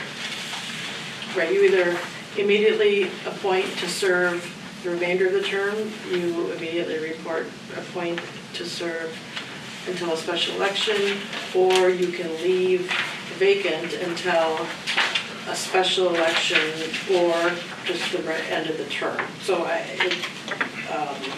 it's kind of, it's really up to you.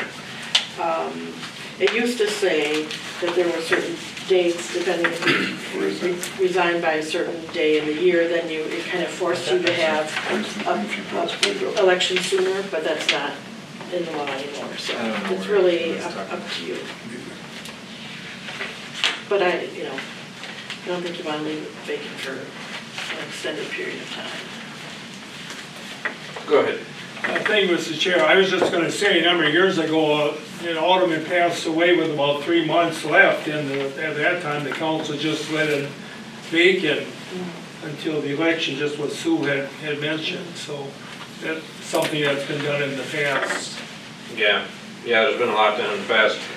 Since this, I agree with what the state has written, and I wasn't aware of that, and also I'm not in favor of making new policies or ordinances that are already covered by the state. So, I mean, at this point, I'd be fine with leaving it as is, but I'll leave that open to discussion. I think adding common council vacancies per what the state says would clarify it, because we don't have anything in there about common council vacancies. Election by council. We don't cover all state laws, and Right, but we refer to them within our ordinance. Yeah, it makes all it the time. easier to find, that's for Right. sure. so should we, would adding language? We could, I mean, it would just simply state that common council vacancies shall be filled as per the ordinance. That just references that really you can Ordinance do or whatever state you law? want for the state law, yeah. It basically says you just kind of decide each time, and whether to fill or not to fill and how soon. At least then if there's a vacancy, we'll be able to look up that state statute and see what we can do and then come prepared for discussion during the council meeting. Excellent. But you go to committee first, and then we have, I'll do all the talking to committee, and then let 3 guys decide, and then Senate, and then get it all done. Yeah. How about human resources? Just want to clarify my statement. When I was talking about somebody volunteering, that was more about helping the residents, not about getting 2 votes, just to clarify. Yeah, I understood that. Okay. But yeah, The way it came good out clear about the clarification. 2 votes, huh? Someone added a comment. Thought it was in in my there. best interest to get that on record. Yeah, no, that's good. So, at this point, if I'm understanding right, we stand at a potential action that would add language to where? 213.2, I guess, would be just Okay. common council vacancies and just say, shall be a common council vacancy shall be determined Yep. by state statute or whatever. All right, so I'm prepared to make a motion on that unless there's any items for discussion. Oh, I read through everything on this. Are we going to discuss any other parts of this at all?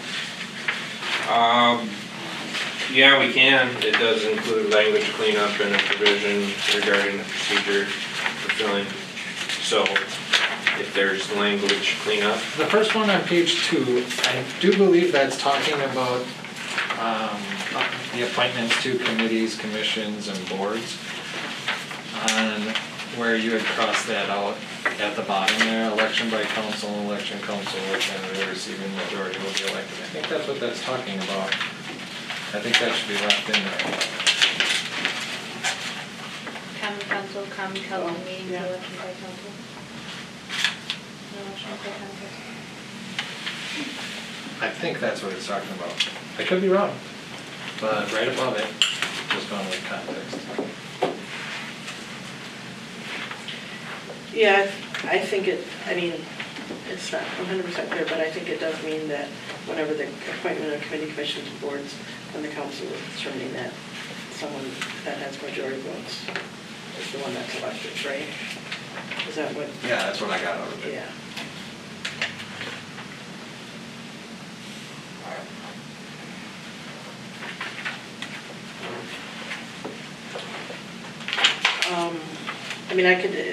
I don't know, do you want to go through these? I mean, I only know it's like two comments on the whole Go ahead. thing. In 2.02, the mayor, I can add this statute, one is 62098C, and the second will be 62098D for the mayor's veto power in the police and fire department.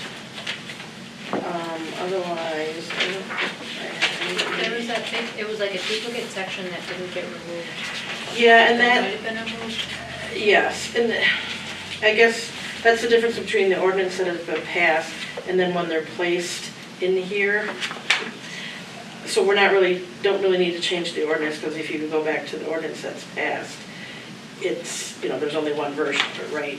And it's a matter of cleaning this up, and that's the same with these numbers, that we generally don't, like if we add something in, then we're not gonna change every number after it, because that would, if we did that with every ordinance, I would have to be changing then all of the numbers till the end. So generally, we might add like a 10A, and if you know, it's like Wisconsin state statutes, it's, they have AM, B7, whatever, So to kind of retain the numbers, because these numbers are important, like when we write citations and such, or, reference and other, but I agree this needs to be cleaned up, but I would disagree with renumbering. If we're adding something, I would just put like a 10A, or if something was repealed, it could be maybe put in there. So, and there are duplicates there with police and fire. Otherwise, I didn't have any issues. I love the Oxford comma. Thank you. Big fan. And I do the process, I read the process and the procedure, so I get the numbering of the subsections, but I never looked at it from the standpoint of writing the Yeah, things and how right. that would fit in. So I'm not married to the numbers at all. Right. Just the But pieces just like the they historic. thought, right. Yeah. But the rest of it, I mean, it's changing, And it's probably just things that haven't needed Right, to been yeah, looked at in the this- past. right. So why? And then if you make the change to the common council vacancy, then I don't think I had any other changes. And I probably. They must have just cleaned up. There were a couple, and now this one I don't, I think it's like one. You don't need direction to clean up though, right?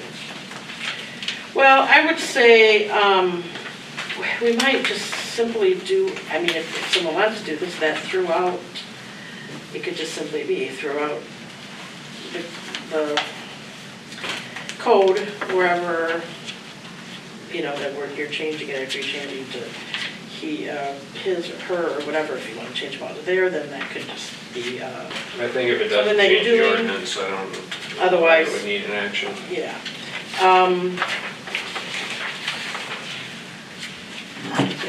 The other thing, though, that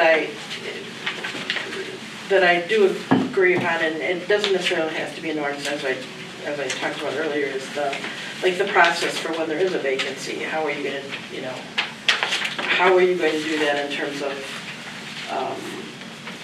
the signatures or the whatever? And I guess it's better to, I mean, that could be a case-by-case thing, but I know it's difficult, like in what Dean said, because the clerk will get a call like, okay, well, what do I need to do? And it's like, okay, well, this is what I think you should, and everyone is getting different language if you don't have but usually, like last time, I think you did a great job in, we're gonna choose an older person, it went out on Facebook or whatever, we want a resume, letter of interest, and whatever, if you want signature, and then it's just everybody knows. Otherwise, you're gonna have people that might be told different information from different people on what the expectations are, but that can be a different discussion on. I think that's the case by case, depending on, right. because at this point, the motion I was prepared to make was a change to municipal code B2. Common council vacancies shall be filled according to state statute, which then would, in that scenario, go to council, set forth the expectation for filling that position, which would be all the other Right. details that have been discussed. But the idea was that there's nothing in there right now, so this would give direction to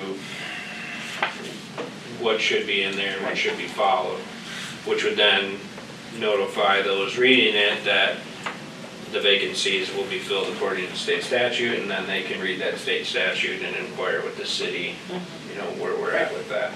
Okay. And the cleanup, it's cleanup, so I mean, I don't think it needs any action if it doesn't change any ordinances. We're not adding language I don't that think there would was anything change. substantive other than the council vacancy. Right.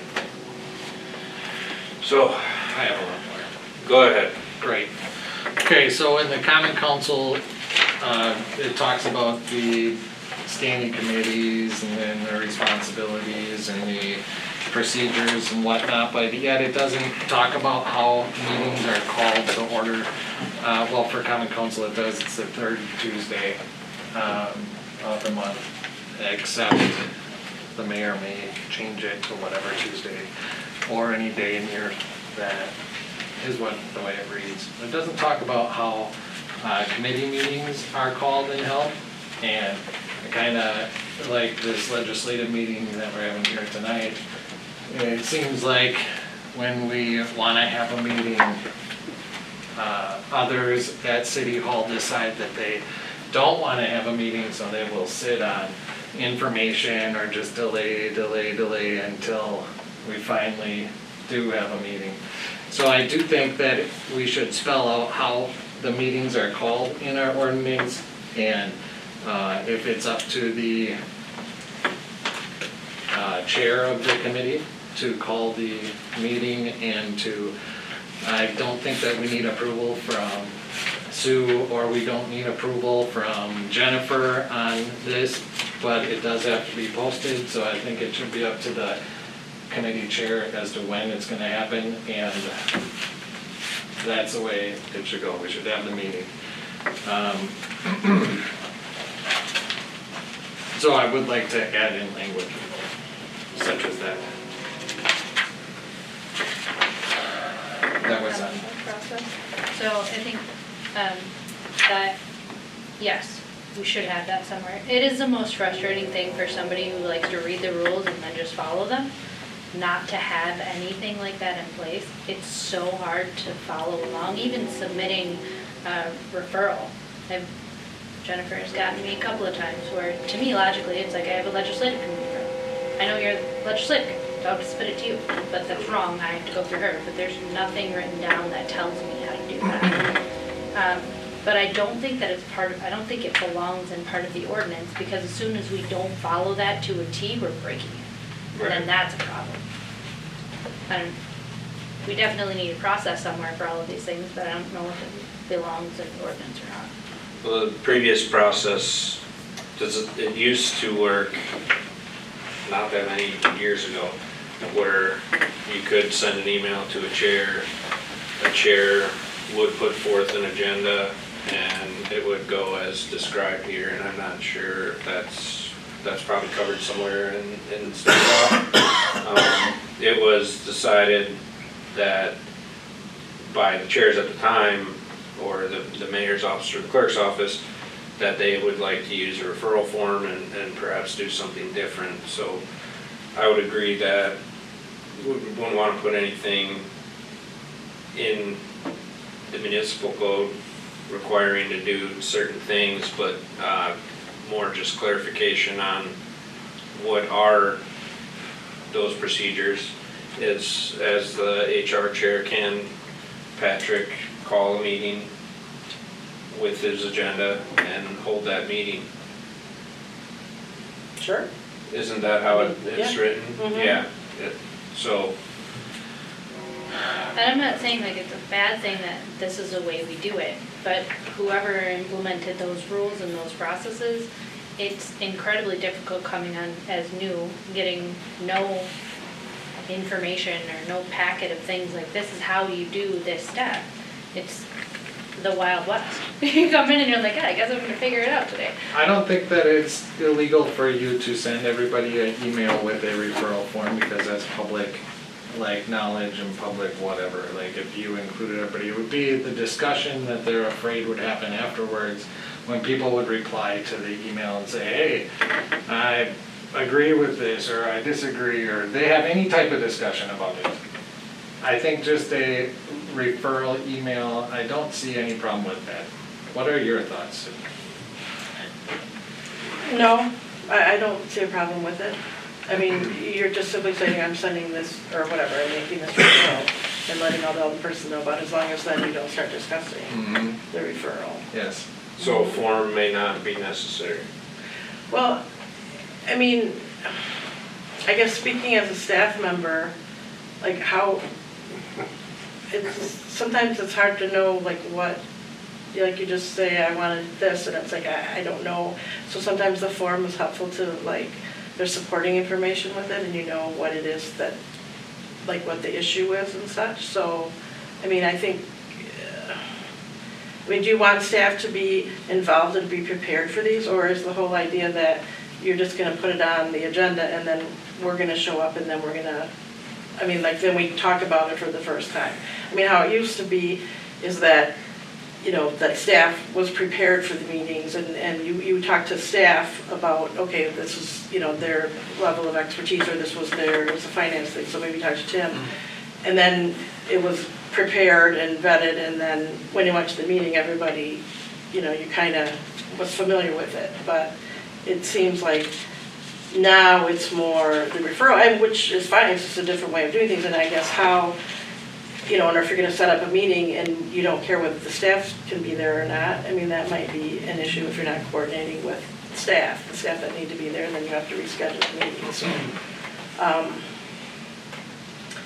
But I mean, if the chairs can, I mean, as far as I'm concerned, the chairs or the mayor can call the meeting, you know, whenever. And it's up to you, you kind of govern yourselves, and do you want a referral form? What, you know, can any referral from anybody get on any committee at any time? Can a person call up off the street and say, Yeah. I want this on an So- agenda? So there's rules for that, right? Like we understand that chairs take the referrals, choose what to put on agenda. I mean, this is all stuff that's already covered, but as a chair, if I want to publish a meeting that perhaps staff is not aware of, they could be out of office, they could not agree with it, you know, whatever it be.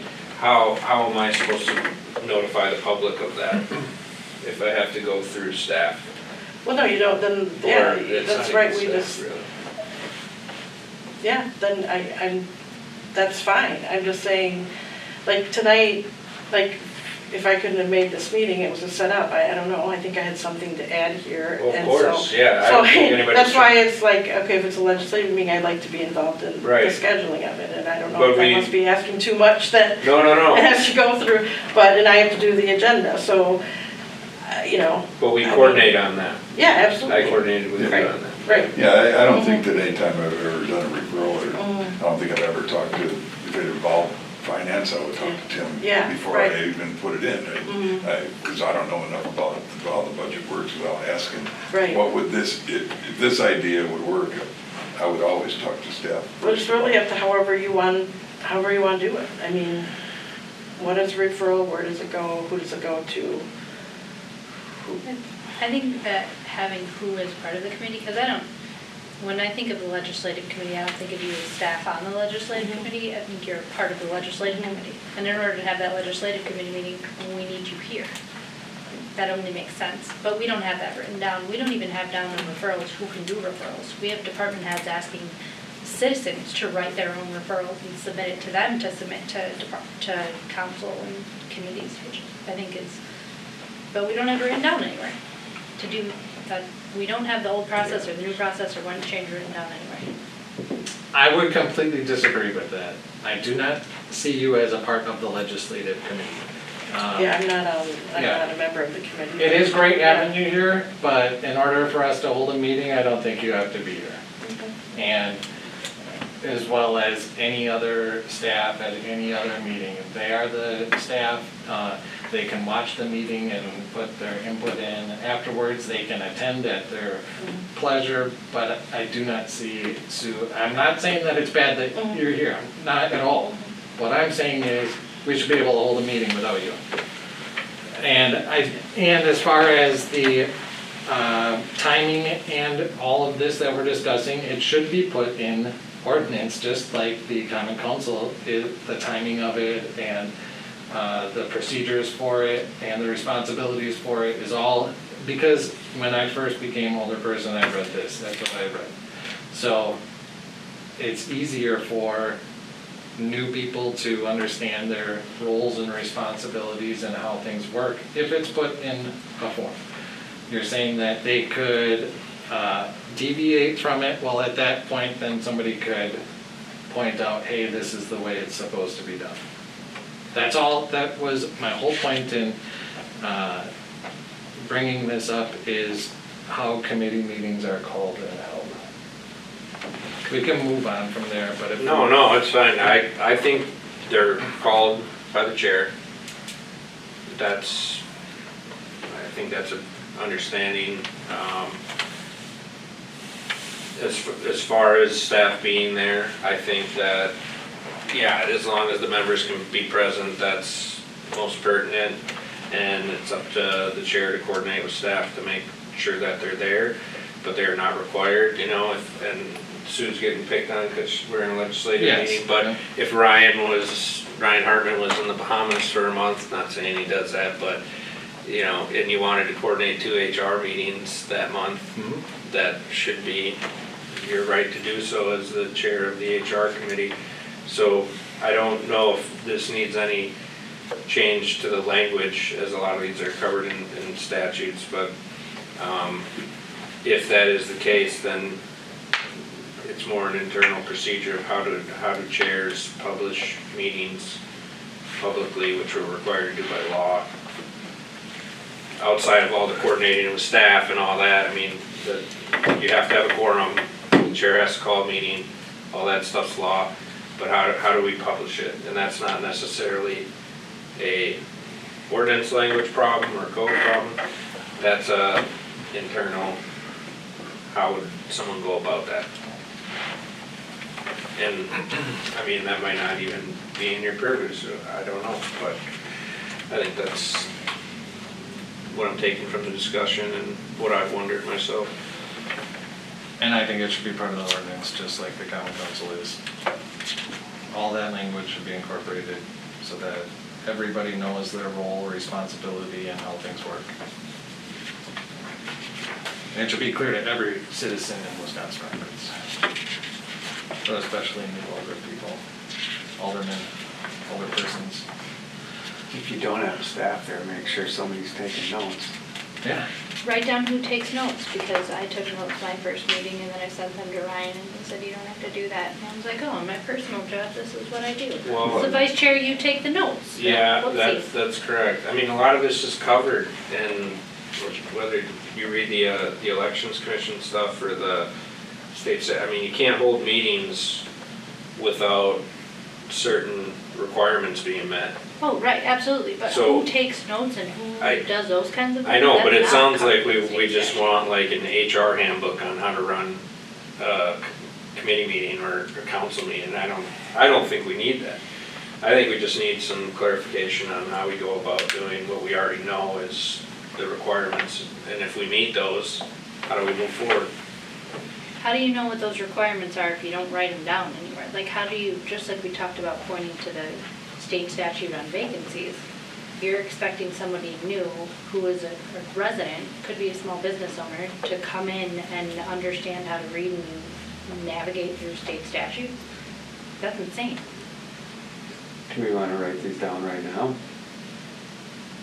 I do expect them to. I think if you sign up for office, you either come in, you learn however you learn, but if we're talking about a handbook, I mean, I don't know if that falls under the legislative committee. I think we had attempted to bring together the council in the beginning to have kind of a educational orientation type of time. I thought it was gonna be a good thing.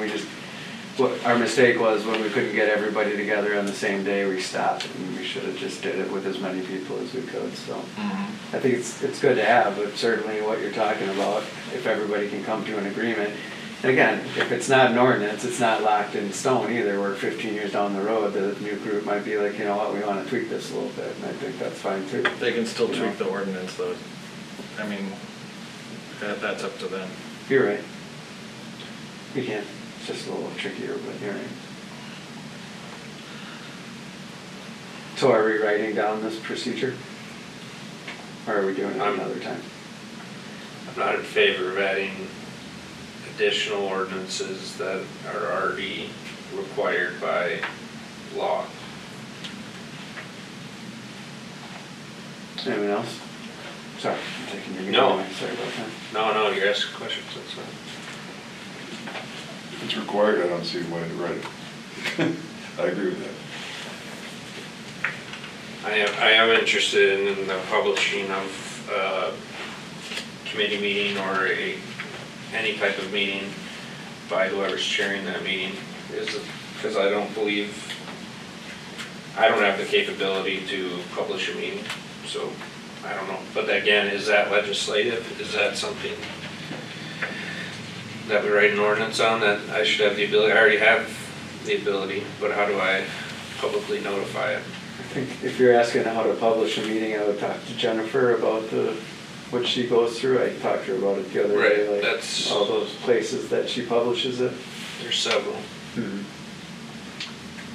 as long as it's published and it's an open meeting, you can do that. I think in the end, it just evolved as I think the staff, like Sue was saying, just made it easier, because then it was easier to carry it through as new people were coming in and going, all different stuff. But I agree with what you're saying also. Like if you want to publish a meeting, you should be able to do that. I'm sure Jennifer will help you do that. Yeah, she does. Yeah. I think we're just talking into the logistics a little much here. If for some reason Jennifer were to be out, or Right? we went a lot of different directions on this, but I have a few more if you want to move on. The next will be on page 15, the emergency government. It says that the city has a emergency government committee, and this is the first time, well, actually I've read it before, I know what it says. But who's on that committee, and like when and where are these meetings held? I don't ever remember seeing an emergency government committee meeting memo. So I learned about this in my time at the fire department. Chief Eckes and I talked quite a bit about it, and we've been in the process. It was implemented, it sounds like past history. It was more prevalent at times, and then it subsided, and then during the windstorms and storms that happened there, it was there and used temporarily, and then so right now we're back in the mode of everybody's getting trained back up according to this state code, or not code, but plan, and to include myself. And if you want to know like who's in charge of what, or just the fact Yeah, that the we're doing committee it. and like when it's held, is that like published anywhere? Like, and because I think it's important that the government looks out for the safety of the Absolutely. citizens. That's So why we're working that's on what it. I think there should be something in place, and maybe we should add in this year that they meet once a year or whatever the case is. We However, already met once this year. I think we're planning on meeting again so we can kind of write up some stuff and send it out to you guys yeah, when we have that next that's what I'm meeting. looking for. That would be. Just to let you know what's going on with it. And so it shouldn't be like a covert emergency government committee. It's not really covert. I think it was more like, I don't know. It just kind of. Yeah, but I not think we faded rely on the away. county emergency manager and that structure, so, and then we have kind of like a separate,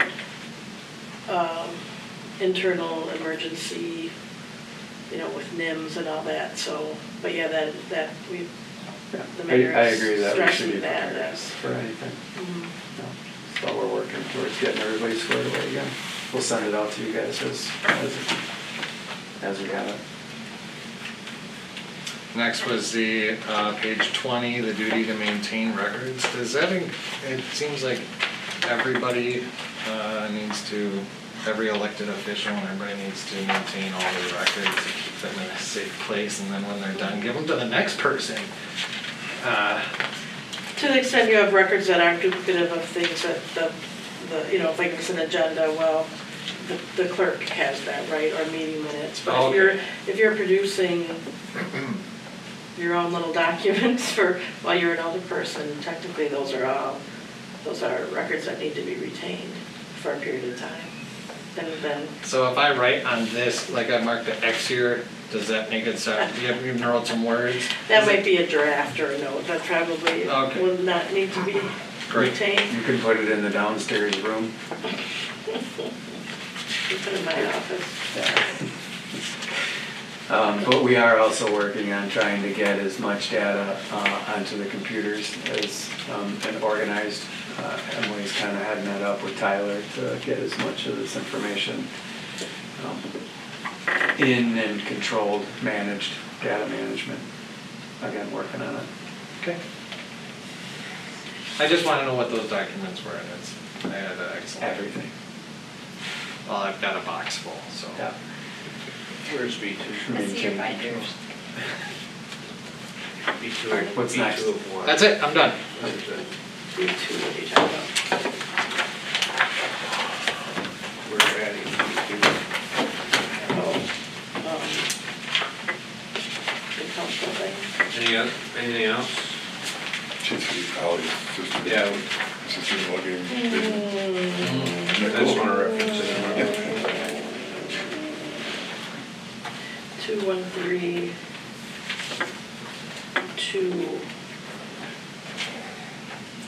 213, parent 2, common council vacancies.